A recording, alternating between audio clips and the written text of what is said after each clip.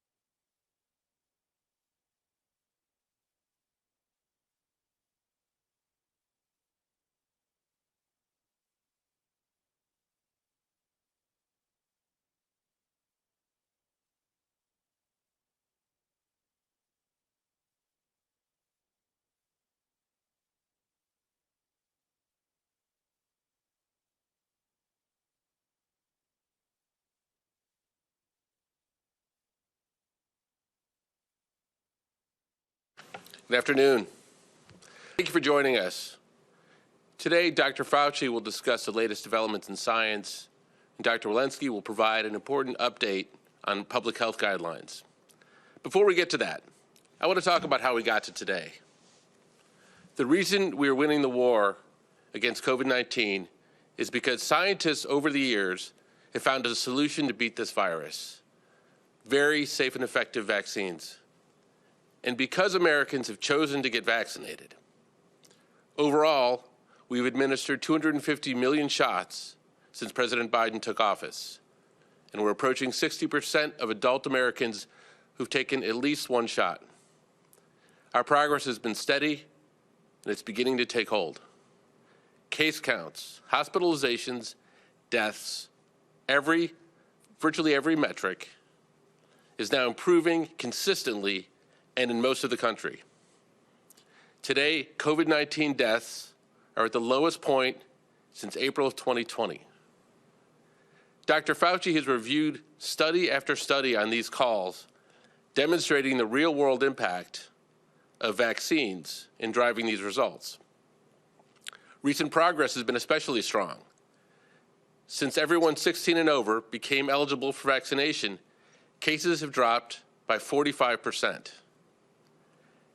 And since everyone became eligible 3 weeks ago, that is everyone 16 and over, a full 12% of adults have become newly vaccinated. In a wartime effort, we must begin to press harder when we have an advantage and not let up. Yesterday, individuals 12 through 15 years old became eligible for the Pfizer vaccine. We are putting every resource possible to bear and leveraging every possible partnership in the country to reach people who aren't vaccinated yet and to make it as easy as possible for them to get a shot. More than 20,000 local pharmacies in communities across the nation are now offering walk-in vaccinations. You can text your zip code to 438-829 to get 3 locations near you with vaccines in stock. Soon, you'll even be able to book a free ride through that text from Uber and Lyft. As the president announced, Lyft and Uber are offering free rides to anyone who wants to get vaccinated between May 24th and July 4th.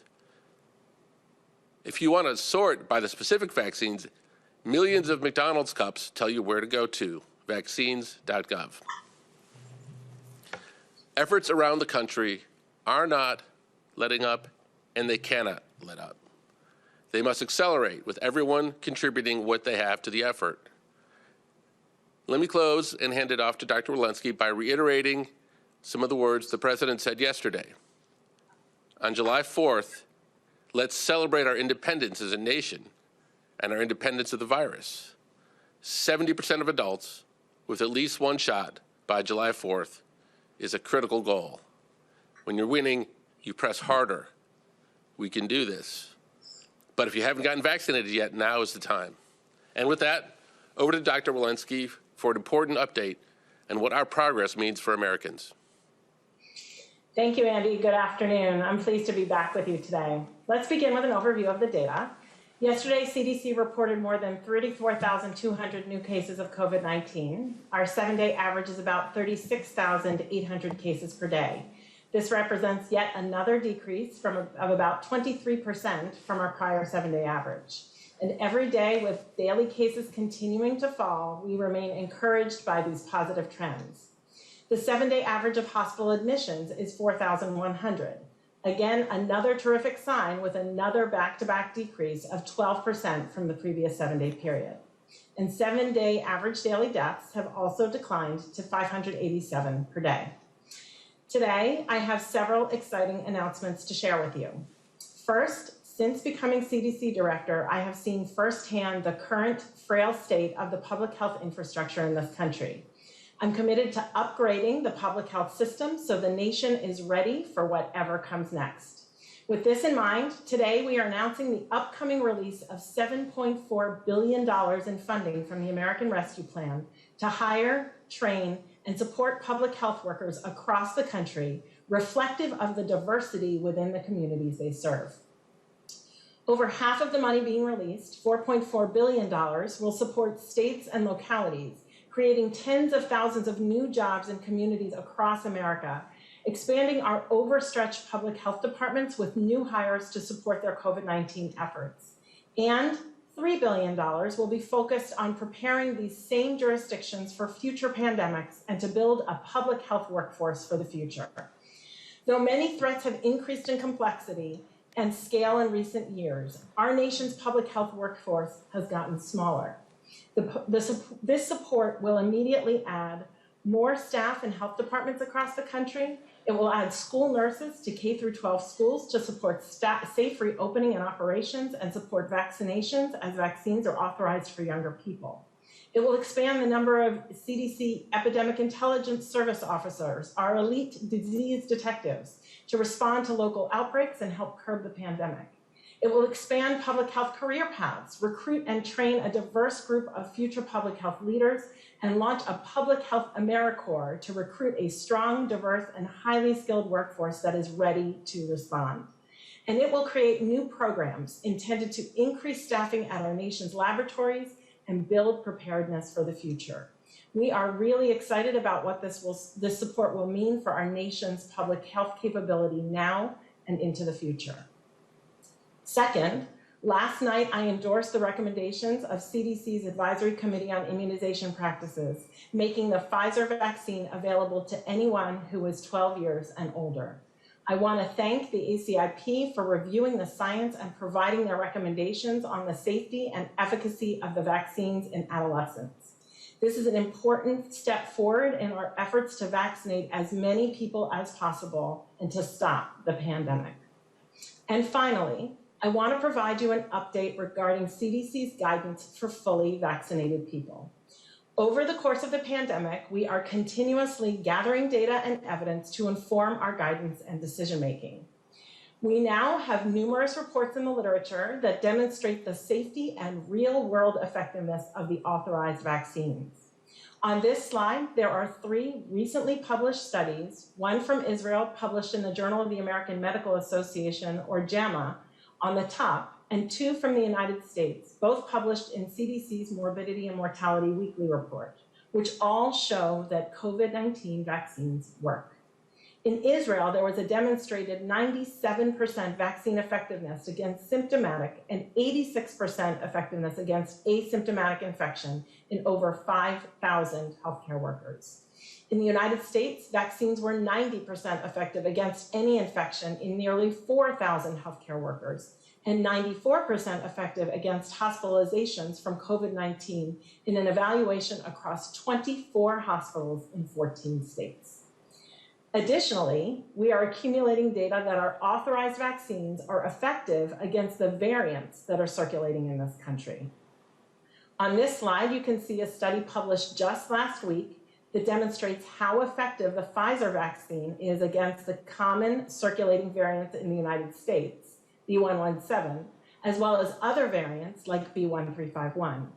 Additional studies confirm that the Moderna and Johnson & Johnson vaccines are also effective against circulating variants.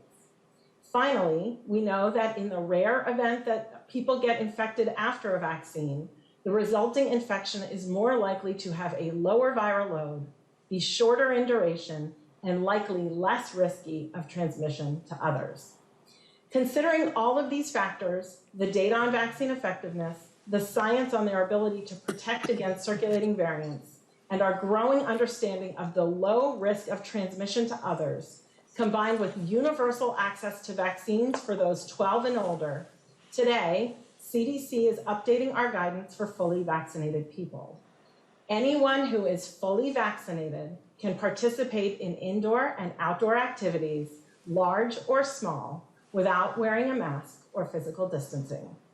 If you are fully vaccinated, you can start doing the things that you had stopped doing because of the pandemic. We have all longed for this moment when we can get back to some sense of normalcy. Based on the continuing downward trajectory of cases, the scientific data on the performance of our vaccines, and our understanding of how the virus spreads, that moment has come for those who are fully vaccinated. Now, if you are immune compromised, you will most definitely want to talk to your doctor before giving up your mask. Also, locations such as healthcare facilities will continue to follow their specific infection control recommendations. And lastly, this past year has shown us that this virus can be unpredictable. So if things get worse, there is always a chance we may need to make change to these recommendations. But we know that the more people are vaccinated, the less cases we will have and the less chance of a new spike or additional variants emerging. If you develop symptoms, you should put your mask back on and get tested right away. The science is also very clear about unvaccinated people. You remain at risk of mild or severe illness, of death, or of spreading the disease to others. You should still mask and you should get vaccinated right away. This is an exciting and powerful moment. It could only happen because of the work of so many who made sure we had the rapid administration of 3 safe and effective vaccines. It could also only happen because we have an adequate supply of those vaccines for everyone 12 years and older in this country. Your health and how soon you return to normal life before the pandemic are in your very capable hands. If you are not yet vaccinated, please go to vaccines.gov or text your zip code to GetVax, that is 438-829, to find a vaccine in your area. Once you are fully vaccinated, 2 weeks after your last dose, you can shed your mask. Thank you. I'll now turn things over to Dr. Fauci. Thank you very much, Dr. Walensky. So Dr. Walensky has spoken to you about the exciting issues that we can now look forward to when you have vaccination. I'm going to talk to you a little bit about the future of where we want to go with vaccines with regard to coronaviruses, and that is the development of a universal coronavirus vaccine. If I could have the first slide. This is something that has been discussed now for some time. These 2 articles, one in the late press in the New York Times from Carl Zimmer, asking about the possibility of a universal coronavirus, and the other in Science magazine by John Cohen. So what would we mean by universal coronavirus? Next slide. This is the phylogenetic tree of the coronaviruses. The ones in red font are human coronaviruses, and the 4 that have yellow highlighting are the 4 viruses that account for anywhere from 5 to 15% of the common colds that we all get each year. Next slide. In 2002, you had SARS-CoV-1, and in 2012, you had the MERS coronavirus.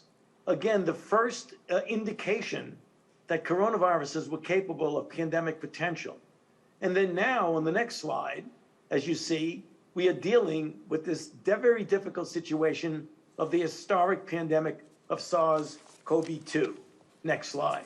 So what people are asking is, can we actually conceptually and in reality get a pan-coronavirus vaccine? There have been a number of forays into that using different types of vaccine platforms. But there was a recent paper published that I want to spend just a minute on because it really is potentially exciting and it is an important proof of concept. Next slide. The paper appeared just a couple of days ago in the journal Nature.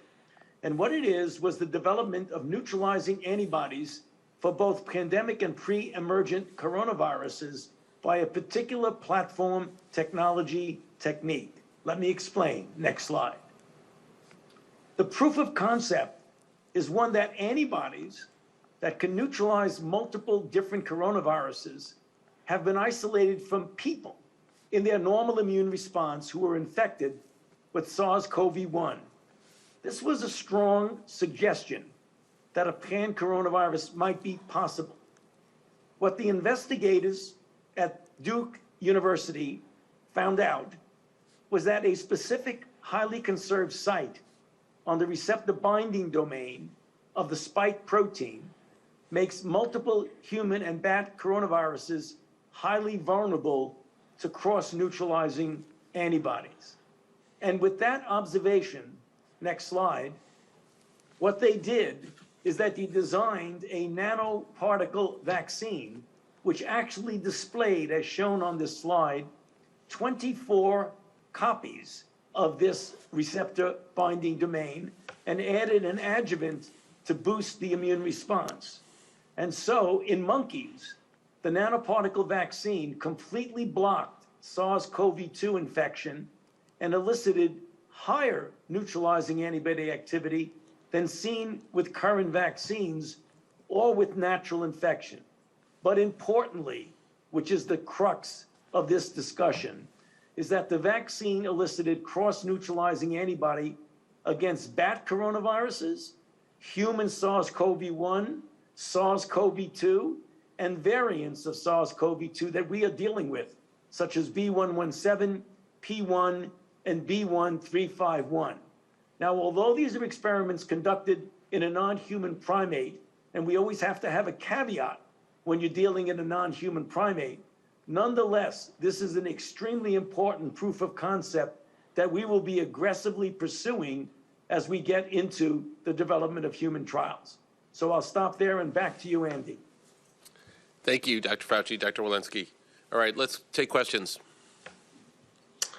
Thank you, Andy. I know everybody probably has a lot of questions today, so we can get through as many as possible. Please, one question each. Tamara, Keith, and PR. Thank you for taking my question. I am wondering what this means about social distancing, what this means about your guidelines for schools and workplaces, and also what you think this mask change might mean for incentives, whether it will incentivize people to get vaccinated or for people who had been resistant, now they have no reason to get vaccinated. Dr. Walensky. Thank you, Tamara, for that question. I want to be clear that we follow the science here. While this may serve as incentive for some people to get vaccinated, that is not the purpose. Our purpose here is, as a public health agency, to follow the science and to follow where we are with regard to the science and what is safe for individuals to do. Of course, this guidance is really just for individuals who are vaccinated and what they can do, safely do. We have work ahead of us in terms of updating our guidance with regard to all other settings, as you know, schools and camps, and that will be the work that we have ahead of us. Next question. Cheyenne Haslett, ABC. Hi, thanks for taking my question. You mentioned the science, and we know it's been about 16 days since the CDC last updated its guidance on masks. We also saw heavy criticism in the last week for moving too slow. Has the science really changed in 16 days, or is this a response to public criticism? Thank you for that question. So several things have happened in the last 2 weeks. In the last 2 weeks, the cases in this country have dropped by a third. In the last 2 weeks, we've had increasing available vaccine, and we now have available and eligible people between the ages of 12 and 15. And we have had a coalescence of more science that has emerged just in the last week. That science has been in 3 areas. One is the effectiveness of the vaccines in general in real-world populations. One is the effectiveness against, against variants, which was just published last week. And then the effectiveness in preventing transmissibility. Great. Someone get some water. Okay, next question. Caitlin Collins, CNN. Thanks so much. My question is for you, Dr. Walensky. You said regardless of gathering size and even if indoors, you don't have to wear a mask. I noticed that you did not list exceptions beyond healthcare providers, I believe. So does this mean vaccinated people can take their mask off on an airplane? So right now, thank you for that question, Kaylin. Right now, we still have the requirement to wear masks when you travel on buses, trains, and other forms of public transportation. And we are, as well as airports and stations. CDC, as I mentioned, is going to continue to update our guidance as policy as the science emerges. Right now, for travel, we are asking people to continue to wear their masks. Next question. Let's go to Mona Austin at the Urban Radio Report. Thanks so much for taking my question. I'm wondering if you've given any thought to extra measures to help African American parents in perhaps embedded fear over getting their children now vaccinated, since there was such hesitation in the African American community throughout the pandemic. Dr. Walensky, you want to start with that? Yeah, thank you for that question. We recognize that we have had to do extra outreach in many different kinds of communities, the trusted messenger campaigns that we are doing, having vaccine available in local pharmacies, having vaccine available in local pediatricians. And with now the availability of vaccine for 12 to 15-year-olds, we are absolutely conducting that extra outreach, not only for parents to want the vaccine themselves, but for parents to want to get their children vaccinated as well. Absolutely. Let me just add a couple of measures. First of all, while vaccines are great and they're having a massive impact, all questions that people have are reasonable, whether it's for themselves or their children. And as individual communities have very specific questions, that's why we've created the Health Equity Task Force, and that's why we've created a whole set of people in communities that can answer questions. The only thing that people should make sure they do is ask a trusted physician, ask a clergy, ask a pharmacist, ask someone reliable and trustworthy about getting vaccinated. Don't go online to some social media site and get whatever you get. And that's the job that we're doing here, is to make sure those questions can get answered. Next question. Tom and Christopher, Mediaite. Hello. Yes, thank you for doing this. My question is for Dr. Fauci. I heard you say to Gail King, she said that people were looking at her funny for wearing a mask, even though she's vaccinated. And I was wondering if you had anything to say to people who have been vaccinated and still want to wear masks in situations that the CDC says are low risk. Is there anything wrong with that? And should people be side-eyeing them? No, not at all. I mean, people have to make their own personal choice. What you heard from Dr. Lewinsky, well, is the recommendation based on science. And that's just a recommendation. And when people want to do that, they at least have the science behind them. There's absolutely nothing wrong with an individual who has a certain level for risk aversion. As we know, the risk is extremely low of getting infected if you're vaccinated, whether you're indoors or outdoors. But there are those people who don't want to take that bit of a risk. And there's nothing wrong with that, and they shouldn't be criticized. Dr. Walensky, anything you want to add to that? And I just absolutely agree. People have to make these decisions based on their own comfort. And look, habits are hard to break. So people may take time to adjust. That's fine. As a rule, we are anti-side-eyeing. Next question. Michelle Sindor at PBS.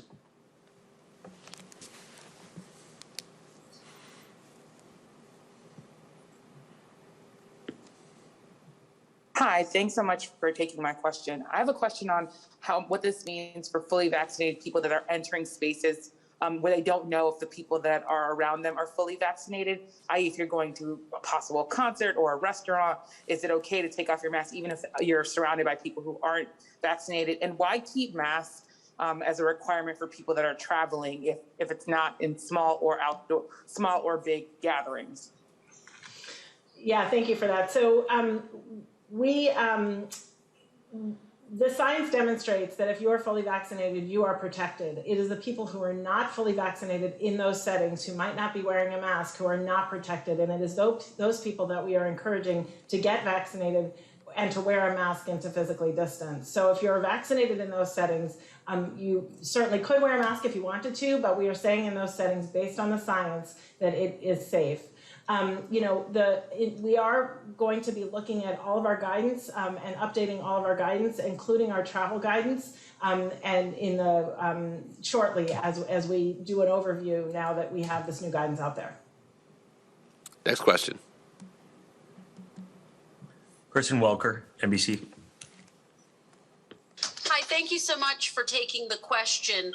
Can you talk about how this new guidance squares with the fact that you are still concerned about the variants that could be in this country and other countries? And can you speak to this report that there are 7 apparently New York Yankees members of the coaching and support staff that have tested positive for COVID-19 despite the fact that they were vaccinated with the J&J vaccine? Should people be concerned about that headline? What do we take away from that? Thank you. Thank you, Kristen. With regard to the variants, we are now sequencing about 30 to 35,000 samples a week. We have a really good window as to what variants are circulating here. About 7 to 10% of all virus we're now sequencing. And we now have data that shows not only in the lab, but in real populations, in cohorts, that our vaccines work against the variants that are circulating here. We will consistently be looking for new variants and we'll be testing for new variants. We have not found any yet that suggest that the vaccines do not work against them. With regard to the Yankees, we obviously need to learn more about that situation. My understanding is that 6 of the 7 infections were indeed asymptomatic infections, and we will look to more data from that report to understand what happened there. All of the real-world data that we've seen that's been in the published literature, large studies in many different settings, have demonstrated that those vaccines are effective, have a high effectiveness against disease. Next question. Last question. Let's go to Zeke Miller at the AP. Thanks for doing this. I was hoping you might be able to outline what is the federal government's message to people who are not fully vaccinated right now. What should they be doing while their fully vaccinated peers and family members may be taking off their masks, number one? And number two, what is the message to businesses, schools, others, anyone else in a setting where it's hard to determine who is and who is not fully vaccinated in terms of monitoring or response or bringing their patrons into compliance with CDC guidelines?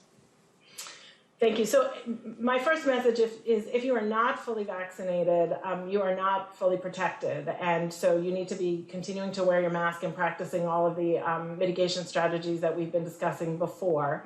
And then, of course, importantly, get fully vaccinated. So text 438-829, find a vaccine near you, and get yourself fully vaccinated. So that's really the first message if you're not fully vaccinated. With regard to what businesses, communities, schools, we, of course, will be updating our guidance in many of these areas very shortly. But importantly, I think we really need to understand that this country is very heterogeneous. It's not uniform. And so these are going to have to be these decisions are going to have to be made at the local level. And I would encourage counties and localities to look at how much vaccine they have, how many people have been vaccinated, look at how many cases are in their area, and to make those decisions with that information in mind.